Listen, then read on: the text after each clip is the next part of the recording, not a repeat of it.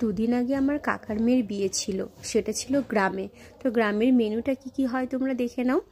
ফার্স্টেই দিল দেখো ভেজিটেবল না ডিমের ডেভিল সস, তারপরে একটা করে হচ্ছে লেবু, তারপরেই দেখো দিল চিপস, তারপরে সাদা ভাত, মানে একদম প্লেন সিম্পল খাওয়া। তারপরেই দিল ভেজ ডাল, দেখে তোমরা বুঝতেই পারছো, তবুও আমি একটু বলে দিলাম। তারপরে ছিল এঁচোড় চিংড়ি, একদম সিম্পল সাদা মিঠে খাওয়া কিন্তু খুব ভালো। তারপরে এই যে মাছ ছিল, মানে যেটাকে বলা হয় মাছের রসা।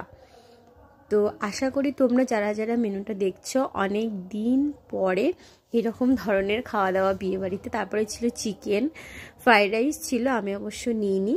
তারপরে ছিল আমের চাটনি, পাঁপড়, কেশরী ভোগ, রসগোল্লা, আর লাস্টে ছিল আইসক্রিম। তো কেমন লাগলো জানাবে।